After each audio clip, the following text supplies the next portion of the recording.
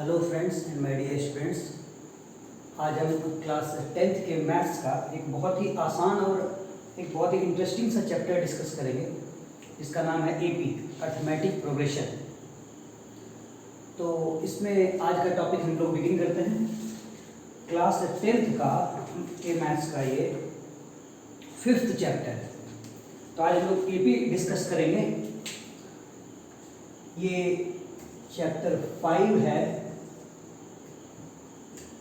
AP. Simply इसको arithmetic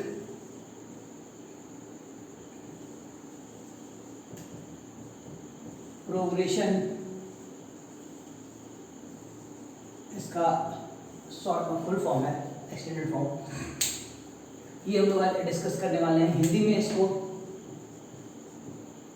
समांतर श्रेणी कहते हैं।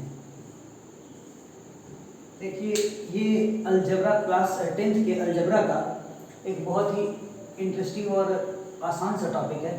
इसमें अपने पास क्या होता है कि एक दी गई कुछ नियमित संख्याओं की एक दी गई श्रृंखला होती है। There is a sequence of numbers which obey a proper pattern should be considered as AP. अगर हमारे पास एपी की का डेफिनेशन दें तो हम ये कहेंगे a series of numbers which follows the pattern below। इसमें होगा क्या कि हमारे पास एक टर्म होगा A1 मान लिया हमने, एक टर्म है A2, एक टर्म है A3, एक टर्म है A4, A5 और ये सो ऑन तक बढ़ता गया। तो इस पूरे के पूरे सीक्वेंस को हम एपी कहेंगे कब? जब हमारे पास एक गिवन कंडीशन है where A1 is equal to first term, जहां A1 इसका पहला टर्म, पहला पद है,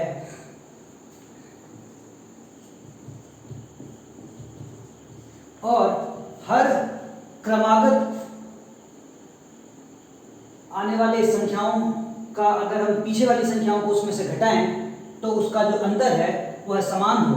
यानी क्या है कि अगर हमारी जो दूसरी संख्या है उसमें से जो पहली संख्या है उसको घटाएं, वो बराबर होना चाहिए चौथी संख्या माइनस तीसरी संख्या के, और वो बराबर होना चाहिए तीसरी संख्या माइनस दूसरी संख्या के, और वो बराबर होना चाहिए पांचवी संख्या माइनस चौथी संख्या के।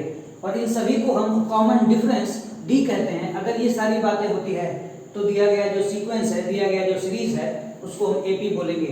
मतलब क्या है हमारे पास कि A5 माइनस A4 जो है वो बराबर होना चाहिए A4 माइनस A3 के, और वो बराबर होना चाहिए A3 माइनस A2 के, और वो बराबर होना चाहिए A2 माइनस A1 के। और ये सारी की सारी चीजें अगर बराबर होती है तो इसको हम कहते हैं डी, यानी कॉमन डिफरेंस।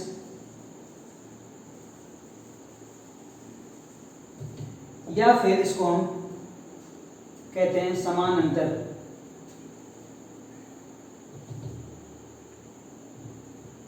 या सार्वंतर कहते हैं। और ये अगर पूरा का पूरा नियम इसमें फॉलो होता है, ये पूरा का पूरा सीक्वेंस इसमें फॉलो होता है, तो हम कहेंगे कि ये जो term A1, A2, A3, A4, A5 से लेकर या जो आगे बढ़ता गया अप टू n टर्म तक, ये सारा का सारा जो है वो एपी में है। तो एपी की परिभाषा के हिसाब से तो हमारे पास ये था। इस हिसाब से अगर हम सीक्वेंस को देखें तो क्या सीक्वेंस बनता है एपी के लिए, हम उसको एक बार फॉलो अप करेंगे। तो एक बार इसको मिटाकर मैं इसके आगे का हिस्सा डिस्कस करूंगा।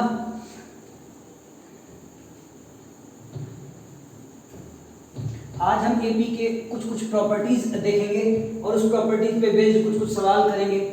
मैं कोशिश करूंगा कि हमारी पूरी की पूरी वीडियो जो है वो हिंदी मीडियम और इंग्लिश मीडियम दोनों ही स्टूडेंट्स के लिए बनी रहे। किसी को भी हिंदी मीडियम या इंग्लिश मीडियम की वजह से कोई समस्या ना आए।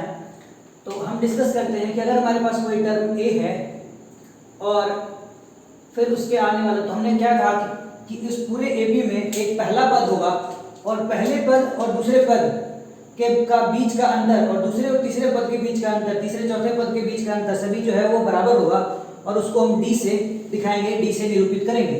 तो पहला टर्म अगर a है तो पहला और दूसरे टर्म के अंतर को, यदि दूसरा घटाओ पहले टर्म के अंतर को d बनाए रखने के लिए दूसरा टर्म जो होगा वो a प्लस डी रखेंगे, तीसरा टर्म जो है दोबारा a प्लस डी रखेंगे और चौथा टर्म फिर से a प्लस डी रखेंगे और यह प्रक्रिया अंत तक चलती रहेगी। इस हिसाब से देखा जाए तो यहाँ पे पहला टर्म हो जाएगा a, दूसरा टर्म हो जाएगा a प्लस डी, तीसरा टर्म हो जाएगा a प्लस 2d, चौथा टर्म जो है हमारा वो a प्लस 3d हो जाएगा, फिर ये a प्लस 4d और ये चीज चलती रहेगी और nth टर्म जो है इसका, nवां पद जो है इसका वो a plus n minus 1 into D हो जाएगा और ये एक जनरल टर्म सामान्य पद कहलाता है एक एपी के लिए। तो ये जो हमने आखिरी इसका टर्म nth टर्म लिखा an, या सिंपली इस चीज को हम लोग an या tn से दिखाते हैं और इसको लिखते हैं a plus n minus 1 into D. यदि if an or tn is supposed to be calculated from the beginning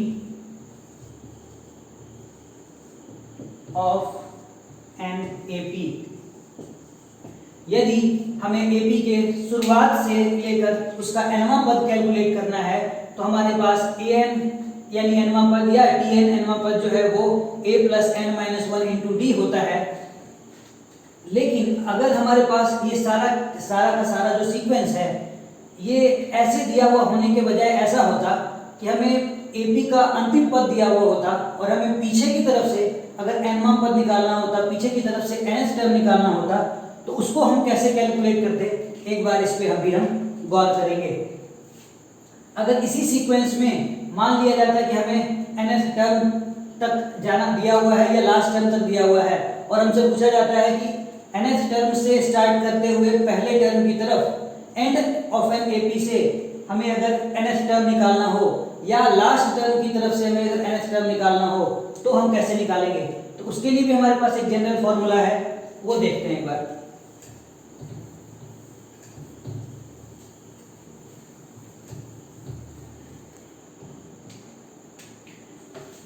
Tn और an from end of an AP, वो निकालने के लिए हमारे पास फॉर्मूला है, बराबर होता है L minus n minus 1 into D, या कई बार L को हम an भी रखते हैं, an minus n minus 1 into D. यहाँ पे क्या करेंगे, जो उसका लास्ट टर्म है या nth टर्म है उसको रखेंगे और माइनस करके हम आखिरकार tn या an यानी AP के आखिरी से उठाते हुए पहले पद की तरफ यानी उल्टे क्रम में हम चाहे तो nवां पद निकाल सकते हैं और फॉर्मूला हमारे पास है L minus n minus 1 into D या an minus n minus 1 into D. और इस फॉर्मूले की मदद से हम AP का आखिरी से जो nth टर्म है वो निकाल सकते हैं और जो पहले इससे पहले फॉर्मूला था उससे पहले टर्म से स्टार्ट करते हुए nth टर्म की तरफ हम nth टर्म उसका निकाल सकते हैं। तो यहाँ से देखा जाए तो हमारे पास क्या है कि a, ऊपर जो हमने एक्सप्रेशन लिखा है, ऊपर जो हमने एक श्रृंखला लिखी है उसमें a जो है वो फर्स्ट टर्म है, प्रथम पद, और जो d है वो कॉमन डिफरेंस है,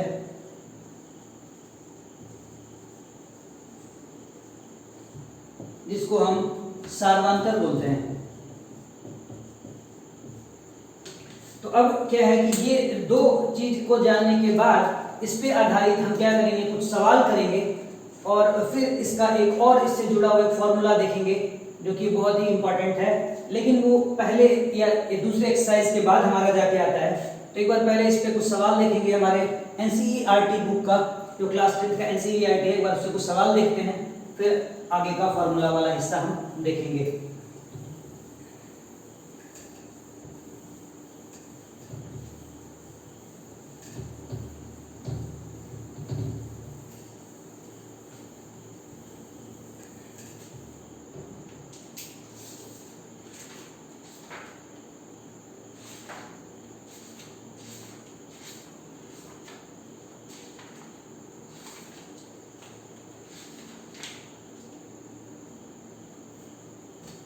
इसमें क्या है, हम बात करते हैं, हमारे पास क्या है, कुछ संख्याओं की एक श्रृंखला दी गई है और उस श्रृंखला में, उस सीक्वेंस में हमें ये चेक करना है कि जो भी दी गई श्रृंखला है, ये जो दी गई श्रेणी है, क्या वो एक एपी बनाती है या नहीं बनाती है। तो पहले चेक करना है कि दी गई श्रृंखलाओं में वह एक एपी है या नहीं। तो प्रश्नावली 5.1 या एक्सरसाइज 5.1 का हम एक सवाल चेक करते हैं, जिसमें ये चेक करना है कि दी गई श्रृंखला जो है वो एक एपी है या नहीं है, यह जांचिए। और जांचने के बाद, चेक करने के बाद उसका पहला पद बताना है और साथ ही साथ उसका कॉमन डिफरेंस यानी सार्वंतर भी बताना है। तो इसका एक दिया गया श्रृंखला हमारे पास मौजूद है, जो कहता है 3 1 -1 -3। ये चेक करना है कि क्या ये एपी है या नहीं है, और अगर है तो इस एपी का पहला पद क्या है और कॉमन डिफरेंस क्या है। तो एपी है या नहीं है, उसमें बताने के लिए हमारे पास दो चीजें चाहिए थी। पहला चीज तो चाहिए था कि उसमें प्रथम पद, फर्स्ट टर्म होना चाहिए। दूसरी बात थी कि जो उसमें क्रमागत हमारे पद हैं, क्रमागत जो हमारे कंसेक्यूटिव टर्म्स हैं, उसमें succeeding term minus preceding term का जो अंतर है वो हमेशा बराबर होना चाहिए। यानी आगे आने वाले पद में से जब हम पीछे आने वाले पद को घटाएं तो वो हमेशा बराबर आना चाहिए और वो सार्वंतर कहलाता है। तो यहाँ पहले ध्यान देते हैं, इसका जो सेकेंड टर्म है a2 -a1 करते हैं, जो कि हमारे पास 1 -3 यानी -2 आता है। ऐसे ही अगर हम a3 -a2 करते हैं तो चेक करते हैं -1 और माइनस ऑफ -1 दैट इज -2, और फिर चेक करेंगे a4 -a3, तो इसको चेक करते हैं तो ये -3 -1 होता है, यानी -3 + 1 यानी ये भी -2 होता है। तो हम ध्यान से देखें तो ये पद और ये पद तीनों में हमारा हल जो है, तीनों में हमारा इसको हल करने के बाद सभी एक ही संख्या दे रहे हैं, जो कि -2 -2 है। तो इस हिसाब से देखा जाए तो क्या लिखेंगे कि हमारा जो d है यानी सार्वंतर है वो -2 है, और जो पहला पद a है वो हमारा 3 है। तो इसमें इस संख्या में एक सार्वंतर -2 है और एक पहला पद a है जिसकी वैल्यू 3 है। तो इस हिसाब से भी हम कह सकते हैं कि यह दी गई श्रृंखला या यह दी गई श्रेणी जो है वो एक एपी बनाती है, एक समानांतर श्रेणी बनाती है।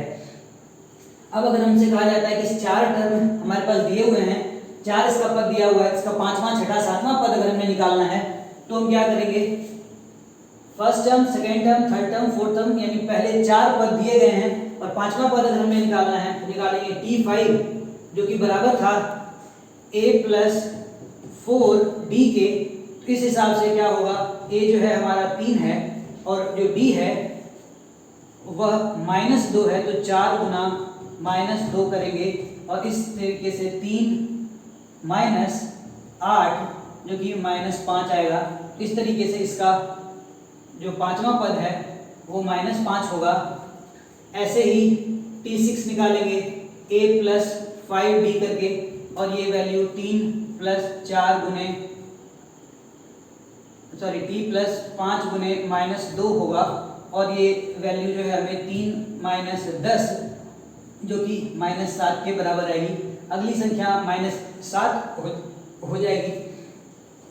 ऐसे ही हम t7, t8, t9 से लेके इसका nth टर्म यानी tn तक कैलकुलेट कर सकते हैं, अगर हमें पहले यह पता चल जाता है कि दी गई श्रेणी या श्रृंखला एपी है या नहीं है। तो अभी क्या है, इस पूरे के पूरे एपी का कुछ और सवाल देखते हैं और फिर उसमें अपने कंसेप्ट को, अपनी एपी के संकल्पना को और भी मजबूत बनाते हैं।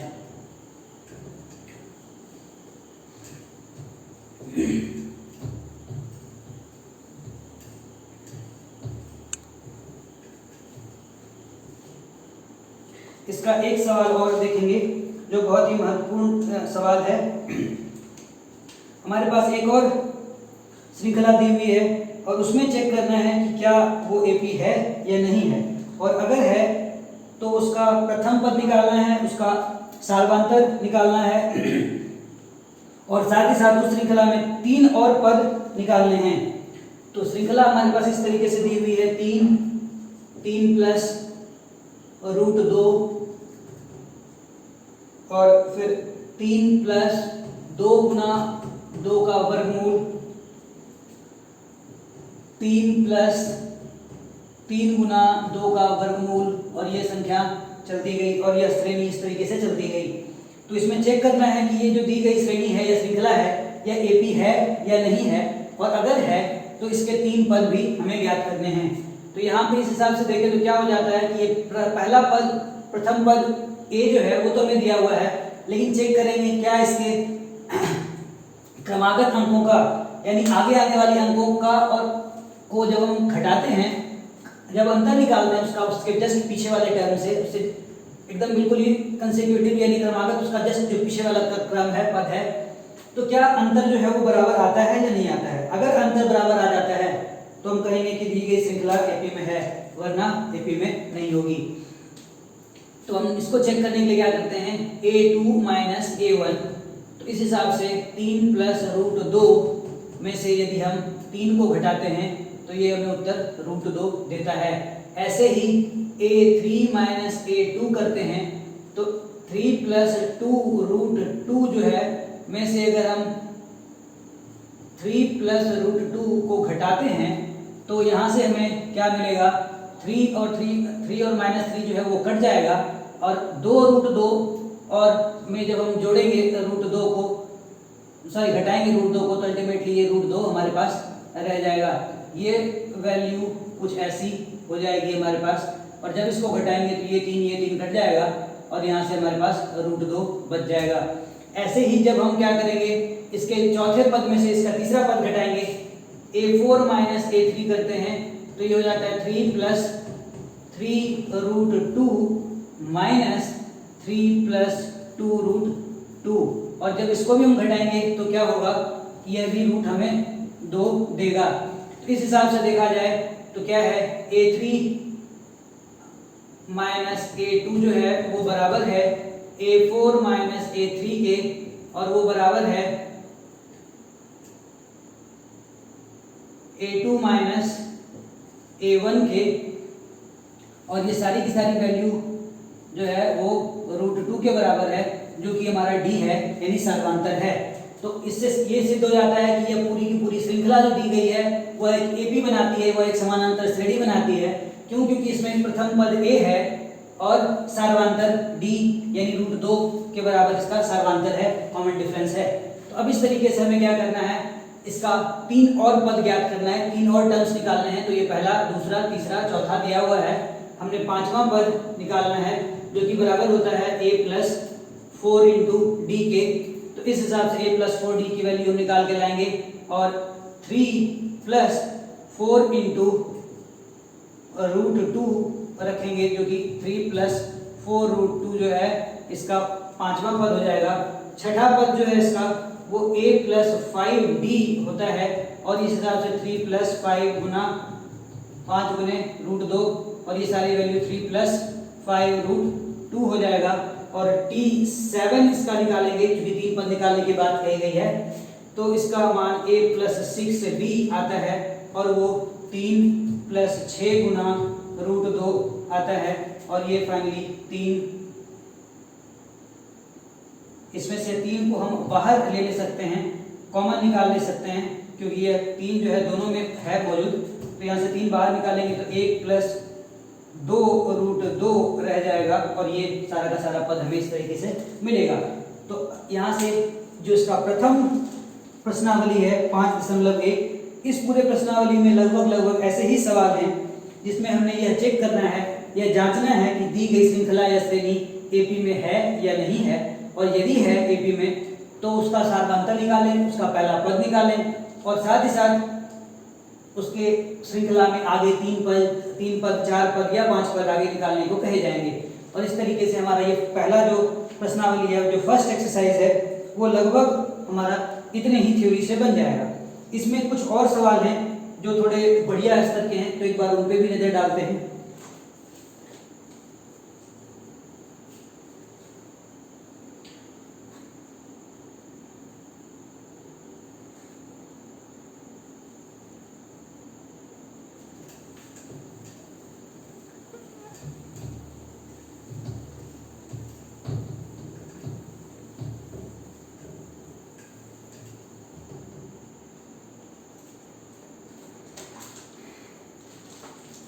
हमारे पास एक सवाल दिया हुआ है,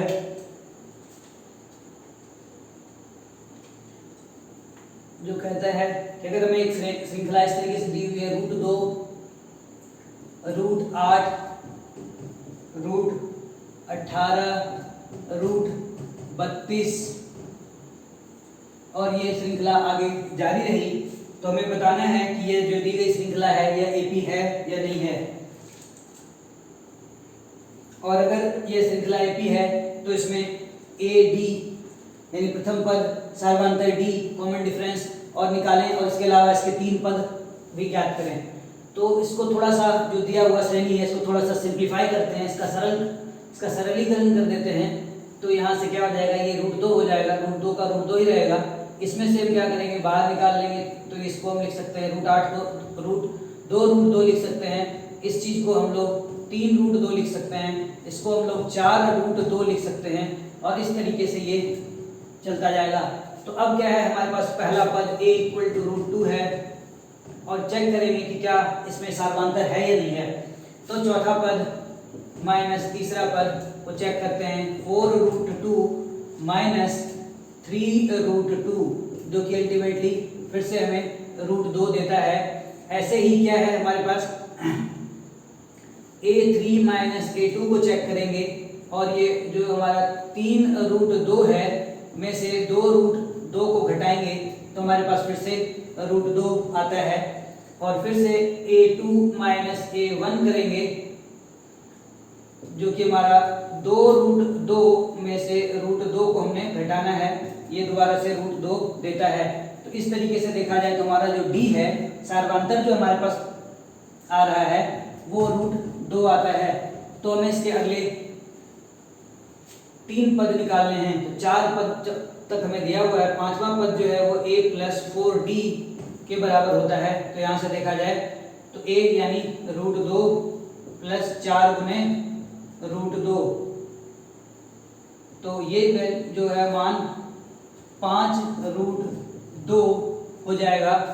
फिर t6 जो है वो a + 5d होता है, तो √2 जोड़ 5 गुना √2, तो अल्टीमेटली ये 6 √2 हो जाएगा।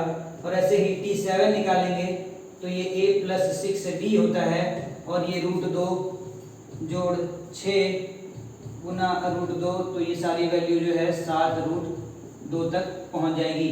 तो इस तरीके से इसके जो भी पद हैं, आने वाले पद 3 पद, वो किस तरीके से हैं वो हमें मिलेंगे। वो जो आने वाले 3 पद हैं वो हमें मिलेंगे। पहला पद जो 5वां पद है इसका जो हमें निकालना था, उसमें क्या है, ये मिलेगा 5 √2, 6 √2 और 7 √2। तो इस तरीके से यह दी गई श्रृंखला भी एपी का निर्माण करती है। इसका एक सवाल और देखेंगे, वह भी इसी तरीके का है।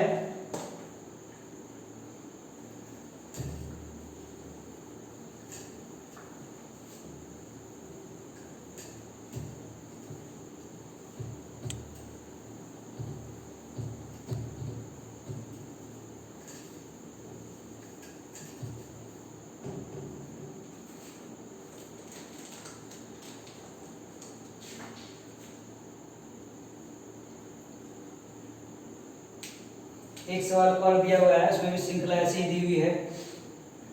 हमारे पास है 1/3, 5/3, 9/3, 13/3, और ये इस तरीके से श्रृंखला दी हुई है। इसमें पूछा गया है कि क्या यह एपी है या नहीं है। अगर एपी है तो इसके आगे के 2 पद निकालें। तो यहाँ पे हम चेक करेंगे एपी के परिभाषा के हिसाब से, समांतर श्रेणी की परिभाषा के हिसाब से इसमें एक पहला पद ए है जिसका मान 1/3 है। अब देखेंगे कि क्या इसमें चौथे पद और तीसरे पद का अंतर, तीसरे और दूसरे पद का अंतर और दूसरे और पहले पद का अंतर यदि बराबर आता है, यदि सर्वांतर हो जाता है, तो हम कहेंगे कि ये दी गई श्रेणी या दी गई श्रृंखला एपी बनाती है। तो इसको चेक करते हैं एक बार। हमने A4 - A3 किया तो 13/3 घटाओ 9/3 किया तो हमें यहाँ से 4/3 मिलता है।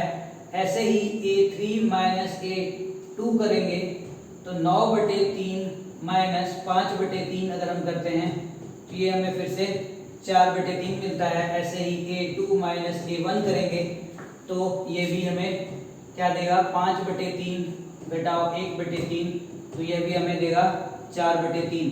इस हिसाब से देखा जाए तो ये भी एक समानांतर श्रेणी बनाता है जिसका कि सार्वांतर यानी कॉमन डिफरेंस जो है वो D का मान 4/3 है और पहला पद जो है वो हमारा 1/3 है। तो अब हम यहाँ से इसके बाकी के पदों की गणना करेंगे, बाकी का पद निकालेंगे इसका। तो जो पांचवा पद अगर में इसका निकालना है तो पांचवा पद में क्या होगा, हमारे पास T5 जो है वो A + 4D होता है। तो A का मान हमारे पास 1/3 है, जोड़ 4 × 4/3 और यहाँ से 1/3 जोड़ 16/3 हो जाएगा और ये चीज़ हो जाएगी जोड़कर 17/3 हो जाएगी।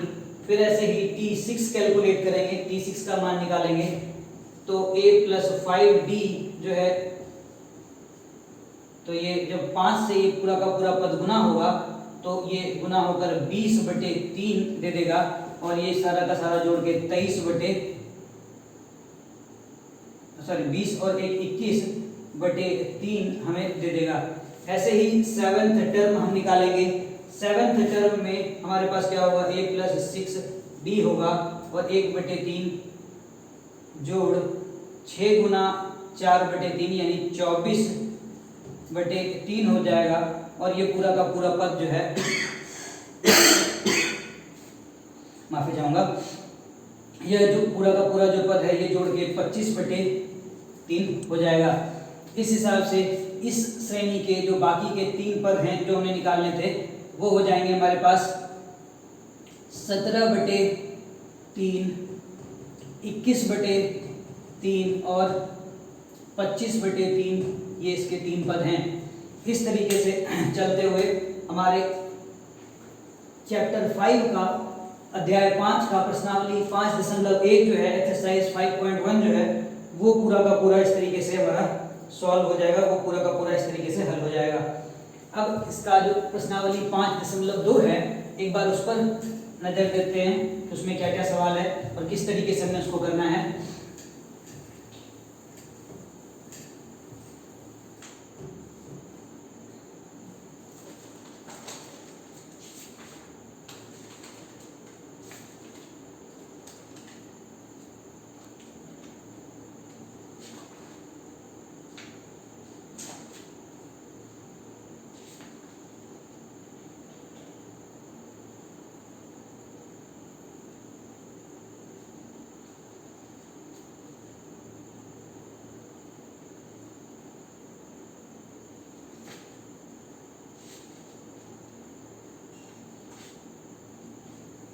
इसका प्रश्नावली 5.2 जो है हमारे पास 5.2 का कुछ सवाल देखेंगे हम लोग कि किस तरीके से है।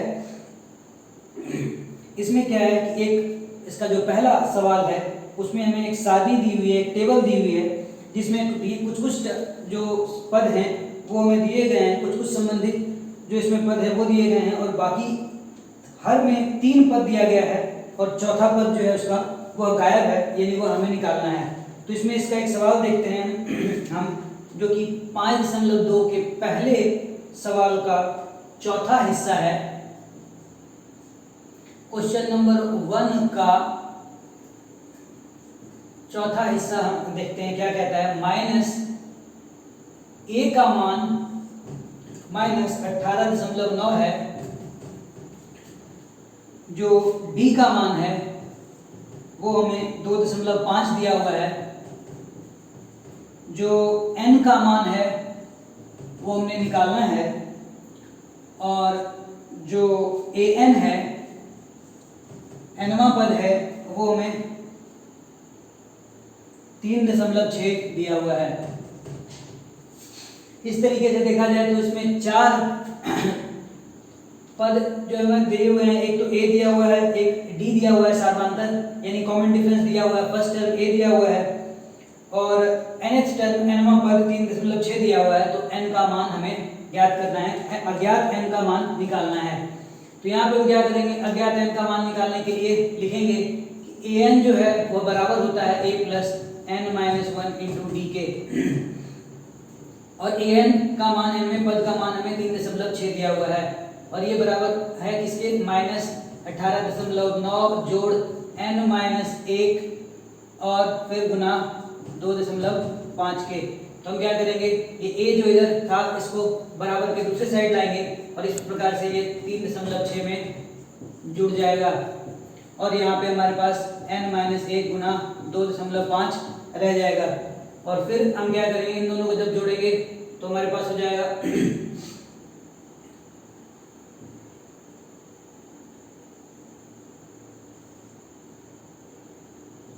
इस तरह से हम देखें तो यहाँ से हमारे पास क्या है कि ये वैल्यू जो है वो 22.5 हमारे पास आ जाती है। इस 22.5 में इधर फिर यहाँ पे रह जाएगा n-1 गुना 2.5, इधर जो ये 2.5 गुने में था, जब वो बराबर के दूसरे साइड आएगा, दूसरे इस तरफ आएगा, तो ये हमें भाग में हो जाएगा, और यहाँ पे n-1 रहेगा। तो अब यहाँ से क्या करेंगे, इसको, इसके दशमलव को इसके दशमलव को हमने हटा दिया, और 25 से हम सीधा इसको कटा सकते हैं 9 बार में। तो यहाँ से क्या हो जाएगा, हमारे पास 9 बराबर हो जाएगा n-1, यहाँ से n का मान जब इस 1 को इधर लेके आएंगे तो ये 10 हो जाएगा। तो n का मान यदि 10 होगा तो AP जिसका कि पहला पद -18.9 है, सर्वांतर यानी कॉमन डिफरेंस 2.5 है, और nवां पद जिसका 3.6 है, उस AP के 10वें पद में जाकर यानी A10 जो है इसका वो 3.6 हो जाएगा। इस प्रश्नावली के कुछ और सवाल हम देखेंगे जो इसके आगे आने वाले सवालों में से हैं।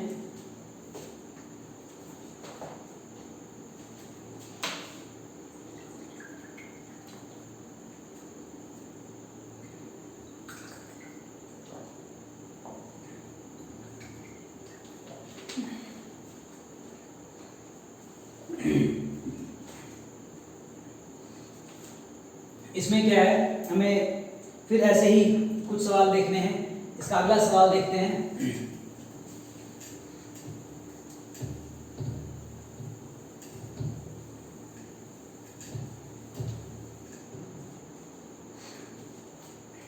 हमें इसी प्रश्नावली के क्वेश्चन नंबर 3 के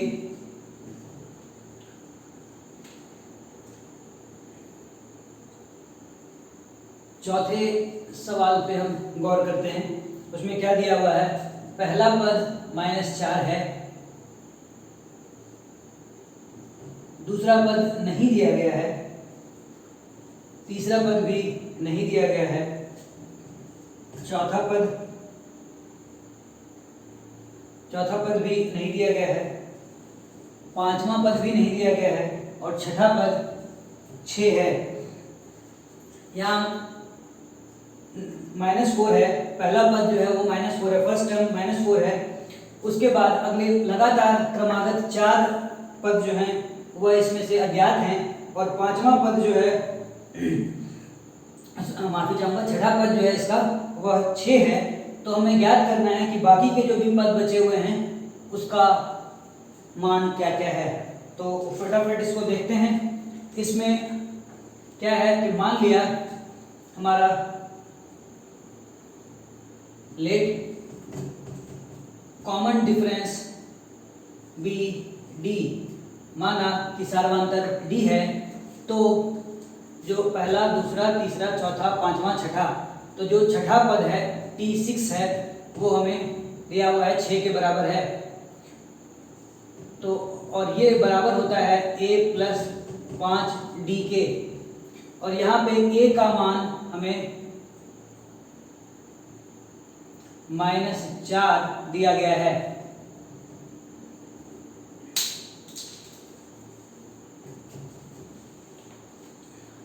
यहाँ पे क्या है, ये बराबर होता है a प्लस 5d के, और a का मान हमें दिया गया है -4, तो 6 बराबर हो जाएगा -4 प्लस 5d, और इस तरीके से इस -4 को उठा के इधर लाएंगे तो ये हो जाएगा 6 प्लस 4 बराबर 5d, और 10 बराबर 5d या 2 बराबर d हो जाएगा।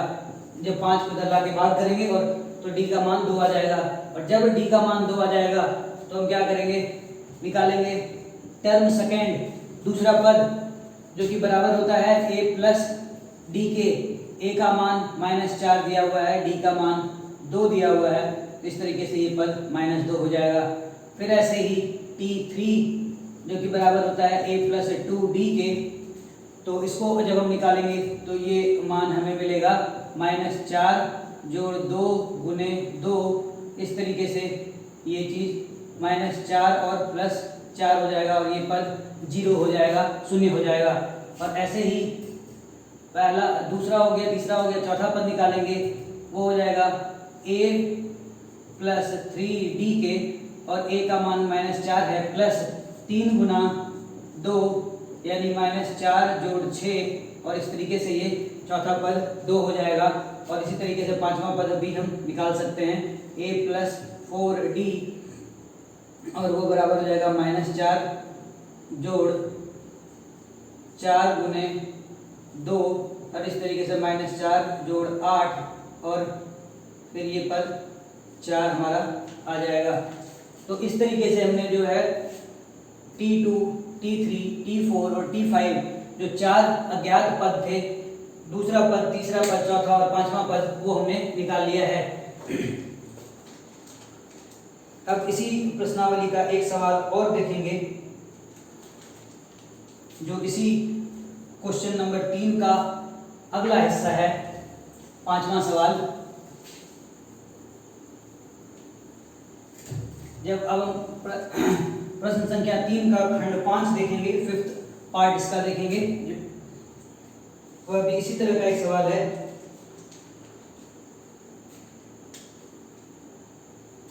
इसमें प्रथम पद जो है हमारा वह अज्ञात है, दूसरा पद 38 दिया हुआ है, तीसरा पद फिर से अज्ञात है, चौथा पद भी अज्ञात है, पांचवा पद भी अज्ञात है, और छठा पद -22 दिया हुआ है। तो इसमें हमने बीच के जो अज्ञात पद हैं वो निकालने हैं। इसको निकालने के लिए भी हम जो पुरानी तकनीक है उसी का इस्तेमाल करेंगे। इसमें लिखेंगे कि माना जो पहला पद है, माना पहला पद a है,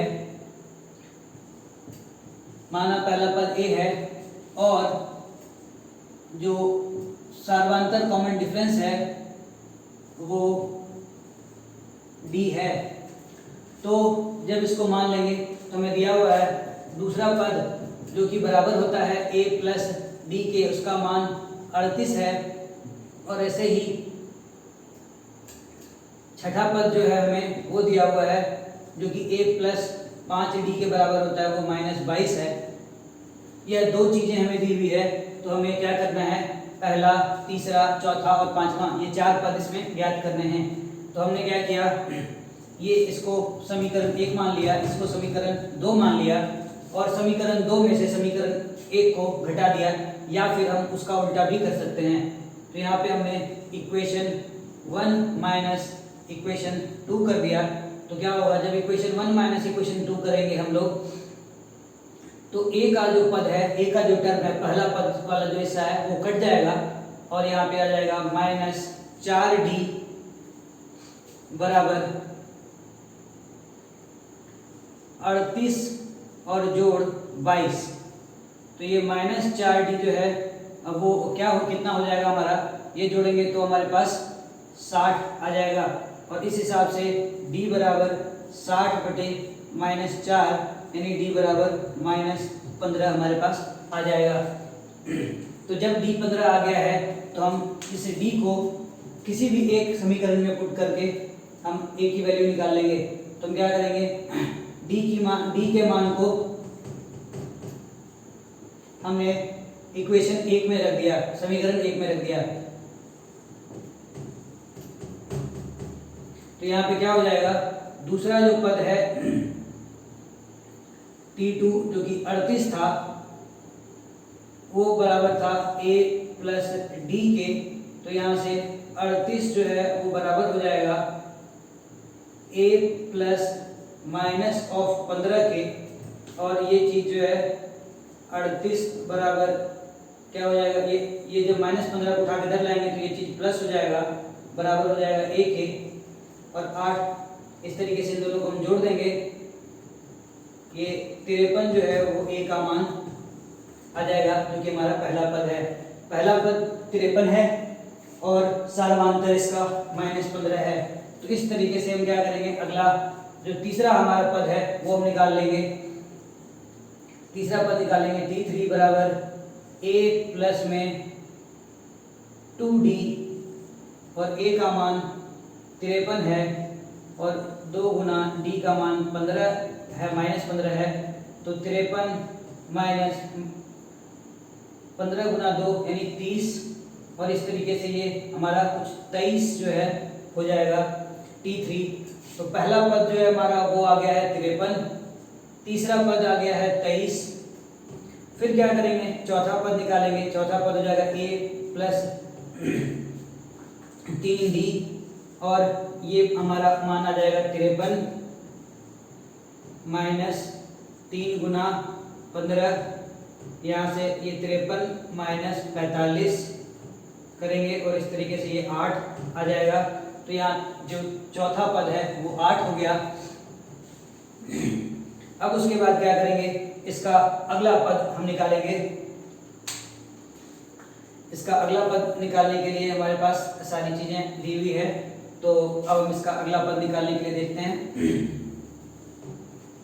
इसका जब t5 हम निकालते हैं तो वो बराबर होता है a प्लस 4 गुना d के। तो a का मान 53 था, घटाओ 4 गुने 15 करेंगे, ये हो जाएगा 53 माइनस 60 जो कि -7 के बराबर है।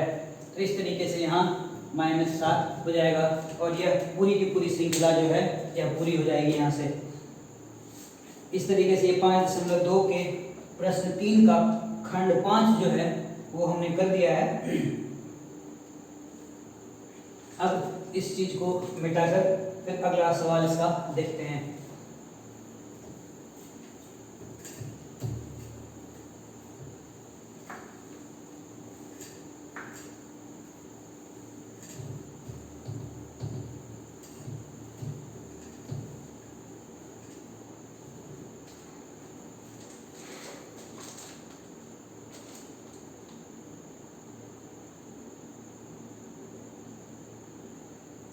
इसका एक सवाल है 16वां नंबर, जो कि वर्ड प्रॉब्लम है। इसमें दिया हुआ है कि एपी ज्ञात करना है अगर उसका तीसरा पद 16 है और सातवां पद पांचवें पद से 12 बड़ा है। इसका इसी प्रश्नावली का 16 नंबर सवाल देखते हैं, जिसमें दिया हुआ है कि इस एक एपी है जो ज्ञात करना है हमने, यदि उसका तीसरा पद 16 है। तो ये सवाल है 16 नंबर। इसमें दिया हुआ है कि एक एपी ज्ञात करनी है हमें, यदि उसका तीसरा पद 16 है, यानी t3 जो है वो 16 दिया हुआ है, और साथ ही साथ 7 term exceeds the 5th term by 12, यानी सातवां पद पांचवें पद से 12 ज्यादा है। यानी हमें ये दिया हुआ है कि t7 माइनस t5 जो है वो 12 है। तो हमें क्या करना है, एपी ज्ञात करना है, एपी निकालना है। तो इसको निकालने के लिए हमने क्या किया, मान लिया लेट फर्स्ट टर्म बी ए, माना इसका पहला पद जो है वो ए है,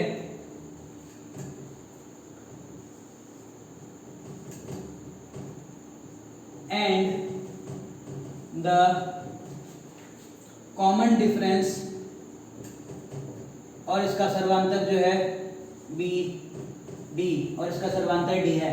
मान लिया जो एपी हमें ज्ञात करनी है उसका पहला पद ए है और सर्वांतर उसका कॉमन डिफरेंस डी है, तो T3 जो है वो क्या हो जाएगा, a प्लस 2d बराबर हो जाएगा 16, और ऐसे ही क्या होगा कि T7 माइनस T5 जो कि a plus 6d minus a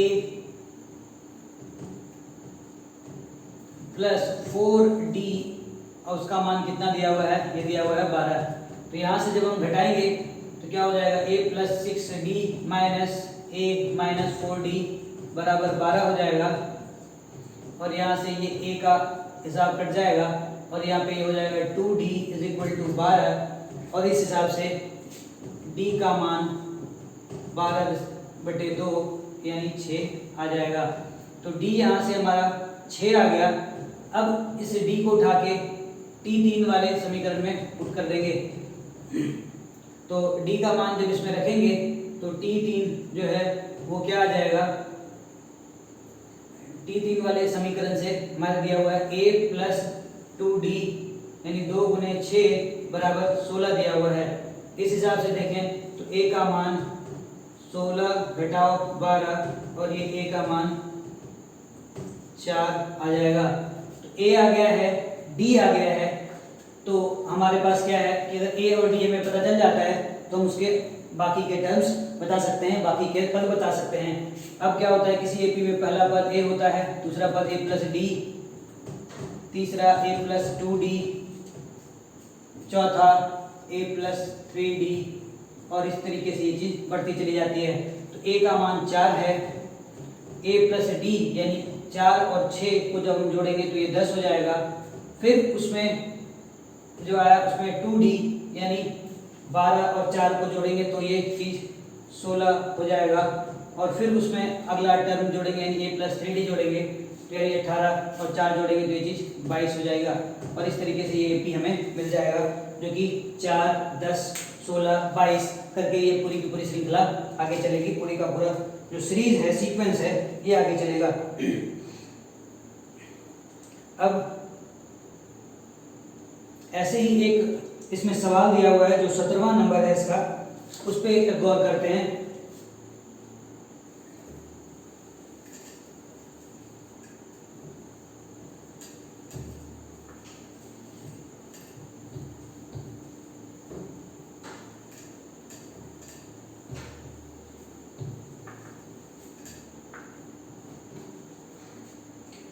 इसका 17वां नंबर सवाल हमारे पास दिया हुआ है, एक एपी का हमें 20वां पद निकालना है एपी के अंत की तरफ से।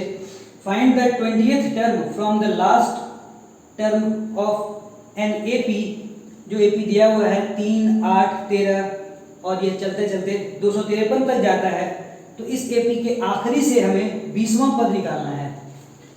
तो एपी जो है हमें दिया हुआ है, हमें ये 17वां नंबर सवाल है, इसमें निकालना है हमें T20, इसमें हमें 20वां पद निकालना है from end of an AP. हमें T20 यानी 20वां पद निकालना है एपी के आखिरी से, एपी के एंड से। जब एपी हमें दिया हुआ है 3, 8, 13 और यह बढ़ते बढ़ते अंततः 253 पे जाके खत्म हो जाता है।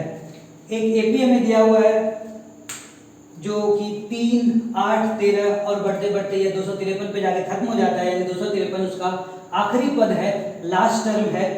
तो एपी के पीछे की तरफ से यानी आखिरी टर्म की तरफ से, आखिरी पद से पहले पद के क्रम में अगर हमें उसका 20वां पद निकालना हो तो किस तरीके से निकालेंगे, ये सवाल देखेंगे।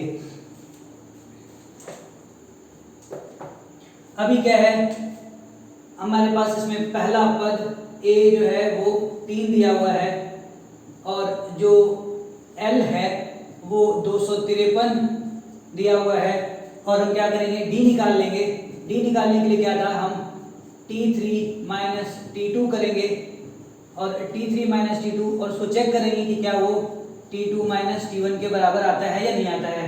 अगर ये आ जाता है तो जो उसका अंतर आएगा t3 माइनस t2 और t2 माइनस t1 का उसका सार्वंतर यानी कॉमन डिफरेंस होगा। तो यहाँ पे हमने क्या किया, t3 जो कि 13, t3 को कैलकुलेट करते हैं तो t3 जो है वो 13 माइनस 8 है, तो ये वैल्यू 5 आ जाता है। ऐसे ही d का जो ये वैल्यू है ये एक बार और कैलकुलेट करके चेक करते हैं कि t2 माइनस t1 क्या होता है। 8 में से 3 घटाएंगे तो यह भी हमें 5 मिलेगा। तो हमारा जो कॉमन डिफरेंस है d यानी सार्वंतर 5 है, पहला पद जो है वो 3 है और आखिरी पद 253 है, तो हमें निकालना है t20। लिखेंगे t20 यानी 20वां पद फ्रॉम द एंड। अब लिखेंगे 20वां पद अंत की तरफ से, वो बराबर होता है l minus n minus 1 into D. तो आखिरी पद जो है हमें वो 253 दिया हुआ है माइनस n माइनस 1, 20वां पद निकालना है तो 20 माइनस 1 गुना डी यानी 5। तो हम यहाँ से क्या करेंगे, 253 माइनस क्या हो जाएगा, ये हो जाएगी वैल्यू 19 गुना 5, तो 253 घटाओ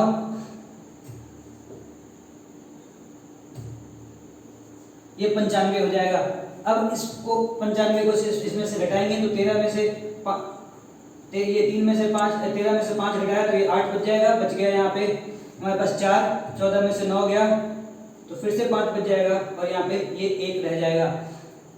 इस तरीके से ये 158 आ जाएगा।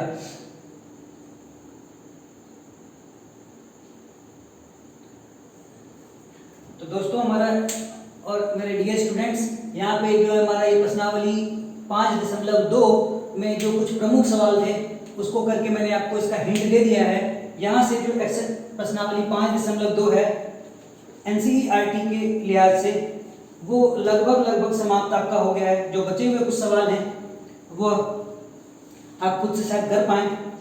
और जो ये वीडियो आपने लास्ट तक देखा तो इसके लिए आपका बहुत बहुत शुक्रिया। और आप अगर हमें YouTube पे देख रहे हैं तो आप हमारा चैनल सब्सक्राइब कर सकते हैं, और अगर आप हमें Facebook पे देख रहे हैं तो आप हमारा Facebook का ऑफिशियल पेज यूरेका ट्यूटोरियल्स को लाइक कर सकते हैं।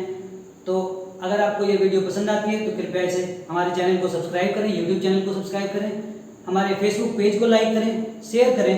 आपका बहुत बहुत धन्यवाद। शुभ रात्रि।